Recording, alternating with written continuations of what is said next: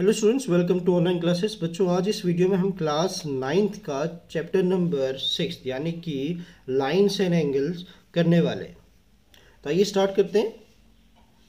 बच्चों, chapter start करने से पहले कुछ बेसिक टर्म्स जो आप लोगों को पता होने चाहिए उन सब के बारे में पहले जानकारी लेते हैं। सबसे पहले जैसे हमारे पास है टर्म लाइन। अब लाइन क्या होता है? लाइन आप लोगों ने छोटी क्लासेस से पढ़ता है। लाइन क्या होती है? हमारे पास एक वन डायमेंशनल फिगर होती है जिसकी सिर्फ और सिर्फ लेंथ होती है, कोई ब्रेथ नहीं होती है, और ये कहाँ तक चलती है? इन्फिनाइट तक। कोई एंड पॉइंट नहीं होता, मतलब लगातार ये चलती जाती है। तो इस तरह की फिगर को हम लोग क्या कहते हैं? लाइन कहते हैं।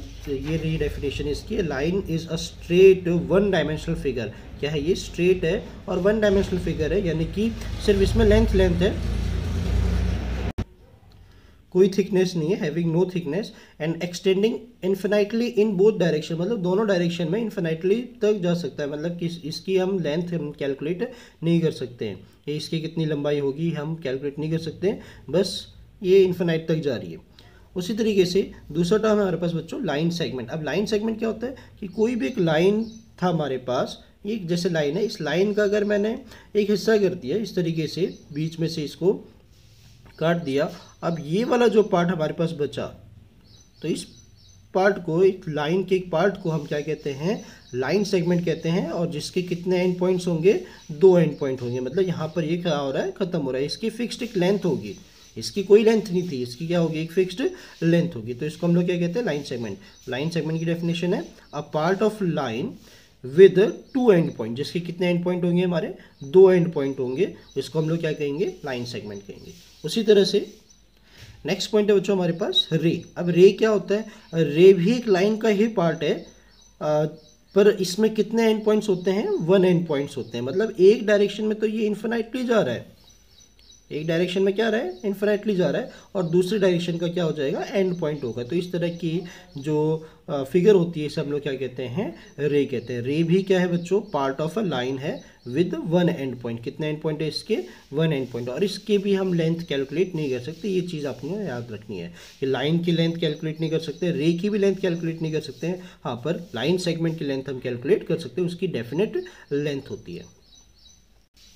नेक्स्ट चीज़ है बच्चों हमारे पास एंगल। अब एंगल भी आप लोगों ने पढ़ा है। तो एंगल क्या होता है कि दो रे अगर हमारे पास है, यानी कि ये एक रे हमारे पास है और दूसरी रे एक और मैं बना दूँ विद सेम पॉइंट, मतलब इसी पॉइंट से जिनके जो एंड पॉइंट है, उसी एंड पॉइंट से एक और रे अगर मैं बना दूँ, तो ये जो टर्म बनता है हमारे पास, इसे हम लोग क्या कहते हैं? एंगल कहते हैं। मतलब ये कितना डिग्री रोटेट कर रहा है उसे हम लोग क्या कहते हैं? एंगल कहते हैं।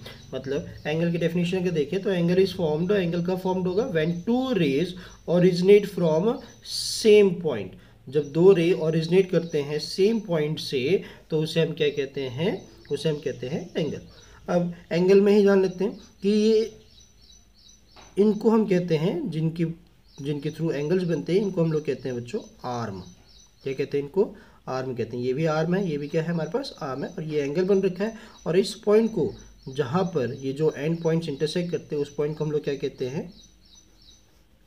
वर्टेक्स। तो ये सारी चीज़ें आप लोगों को पता होनी चाहिए कि ये पॉइंट हमारे पास वर्टेक्स हो गया, और ये दोनों के दोनों, इनको हम लोग कहते हैं आर्म। नेक्स्ट चीज़ है बच्चों हमारे पास टाइप्स ऑफ एंगल। ये भी आप लोगों ने पढ़ा होगा, 8th क्लास में जरूर पढ़ा होगा। अगर याद नहीं है तो रिकॉल कर लें इन चीज़ों को। जैसे सबसे पहले हमारे पास एक्यूट एंगल है। टाइप्स ऑफ एंगल देख रहे हैं हम। एक्यूट एंगल, एक्यूट एंगल क्या होता है कि अगर कोई भी एंगल 90 डिग्री से छोटा है, मतलब एक्यूट मतलब क्या होता है? छोटा होता है। एक्यूट मतलब छोटा होता है। तो 90 डिग्री से अगर छोटा है, इस तरीके का एंगल बन रहा है,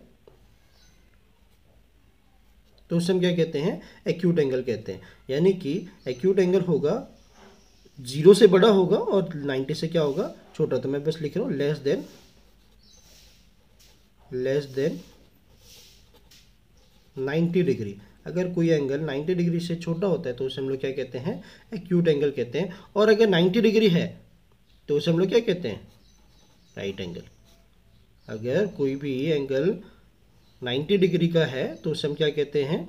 राइट एंगल कहते हैं। 90 डिग्री को इस तरीके से रिप्रेजेंट करते हैं। और 90 डिग्री से अगर बड़ा है तो उसे क्या कहते हैं हम लोग? उसे कहते हैं ऑब्ट्यूज एंगल। और ऑब्ट्यूज एंगल किस तरीके से बनेगा हमारे पास? बाहर की तरफ बनेगा। मतलब ये बना हमारे पास ऑब्ट्यूज एंगल, यानी कि ये ऑब्ट्यूज एंगल क्या होगा, 90 से तो बड़ा होगा, ग्रेटर देन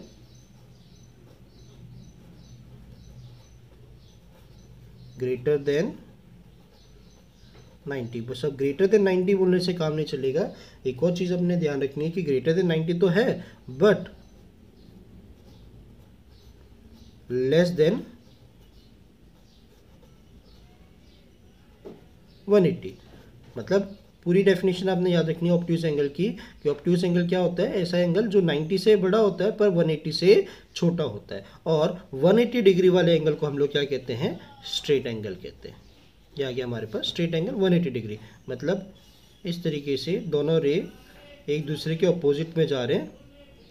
तो स्ट्रेट एंगल कब बनेगा हमारे पास, स्ट्रेट एंगल मतलब स्ट्रेट लाइन होगी जब दोनों के दोनों रे एक दूसरे एक इस तरह से एक स्ट्रेट लाइन बना रही हो, तो हम क्या बोलेंगे, स्ट्रेट एंगल बोलेंगे, यानी कि 180 डिग्री। तो 180 डिग्री क्या होता है हमारे पास, स्ट्रेट एंगल होते हैं। अब बच्चों अगर कोई भी एंगल 180 से भी बड़ा है, 180 से भी क्या है, बड़ा है, तो उस एंगल को हम लोग कहते हैं रिफ्लेक्स एंगल। अब रिफ्लेक्स एंगल को किस तरीके से डिनोट करेंगे, रिफ्लेक्स एंगल अगर मैं इस तरह से लिखूं तो ये तो हमारे पास एक्यूट एंगल बन रहा है। हाँ बिल्कुल, अंदर वाला एंगल तो क्या आ रहा है हमारे पास, एक्यूट एंगल बन रहा है। पर अगर मैं बाहर वाले की बात करूँ, ये वाला जो एंगल बनेगा, इस तरह के एंगल को हम लोग क्या कहेंगे, रिफ्लेक्स एंगल कहेंगे। इसे क्या कहेंगे हम लोग, रिफ्लेक्स एंगल। और रिफ्लेक्स एंगल जैसे कि बताया आपको क्या होता है, 180 से बड़ा होता है। रिफ्लेक्स एंगल क्या होता है, यहाँ लिख देते हैं,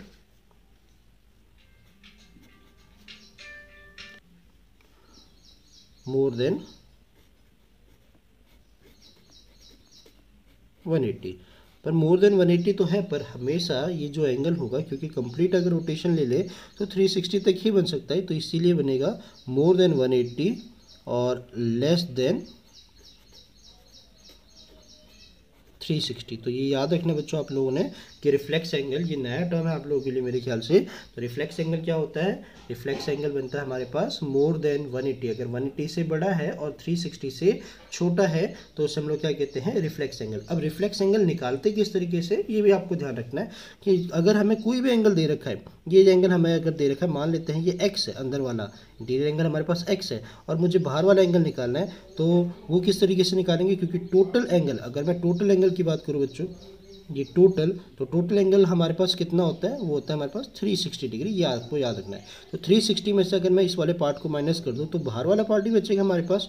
तो रिफ्लेक्स एंगल निकलता है हमारे पास 360 डिग्री माइनस एक्स करके, मतलब 360 में से अंदर वाले एंगल को हम माइनस कर देंगे तो आ जाएगा हमारे पास रिफ्लेक्स एंगल।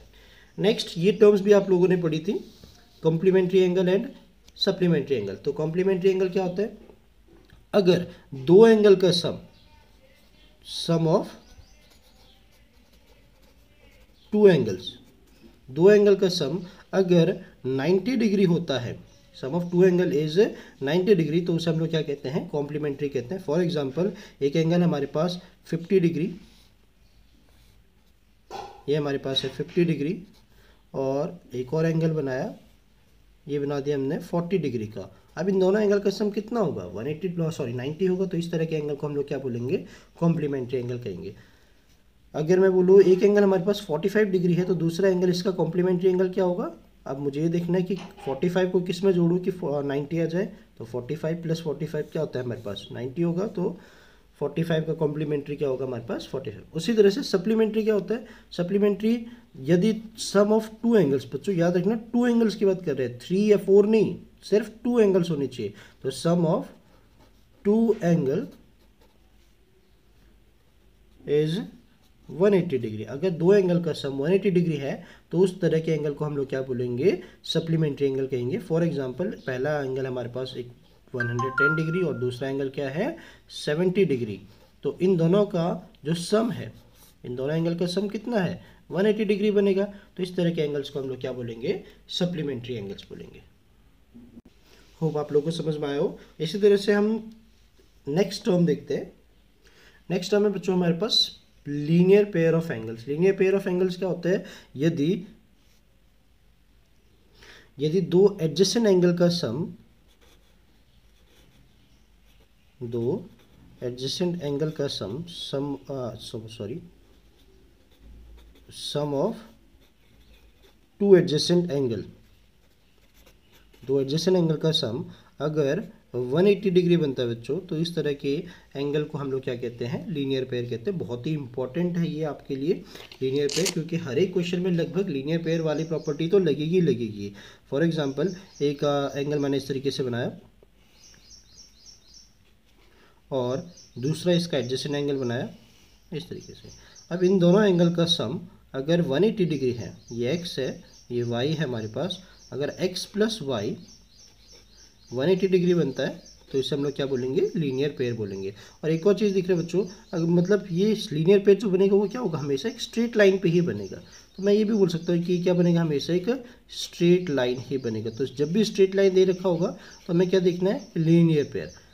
काफ़ी इंपॉर्टेंट सा क्वेश्चन आ जाता है इसमें। फॉर एग्जांपल मैं एक क्वेश्चन देता हूँ कि एक स्ट्रेट लाइन हमें दे रखा है और स्ट्रेट लाइन में दो एंगल्स दे रखे हैं इस तरीके से। ये एंगल दे दिया हमें x और दूसरा एंगल दे दिया 120 डिग्री, 120 डिग्री। अब मैं बोलूँ x की वैल्यू निकालो, तो x की वैल्यू कैसे निकालेंगे, हमें पता है कि दोनों का सम कितना है, 180 डिग्री होगा, क्योंकि लीनियर पेयर है। क्योंकि स्ट्रेट लाइन बोला तो स्ट्रेट लाइन मतलब 180 डिग्री। मैं लिखूंगा x प्लस 120 डिग्री किसके बराबर है, 180 डिग्री के बराबर है।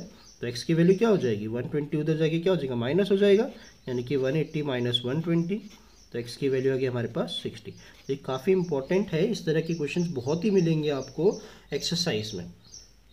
नेक्स्ट टर्म है हमारे पास बच्चों intersecting lines and parallel lines. तो इंटरसेक्टिंग लाइन्स क्या होते हैं, यानी दो लाइन्स अगर इंटरसेक्ट कर रहे हैं, सिंपल सी बात है, दो लाइन एक दूसरे को काट रहे हैं, मतलब इंटरसेक्ट मतलब क्या होता है, काट रहे हैं। तो दो लाइन अगर एक दूसरे को काट रहे हैं तो इसे हम लोग क्या कहते हैं, इंटरसेक्टिंग लाइन्स, यानी कि कैची सी बना रहे हैं एक, ये इंटरसेक्टिंग लाइन हो गई। और पैरेलल लाइन्स, दो लाइन अगर एक दूसरे को कभी ना काटे, अब एक ही प्लेन की बात कर रहे हैं हम यहाँ पर, हाँ अलग अलग प्लेन की बात नहीं कर रहे हैं, यानी कि दो लाइन एक दूसरे को कभी ना काटे, तो इस तरह की लाइन्स को हम लोग क्या कहेंगे, पैरेलल लाइन्स कहेंगे।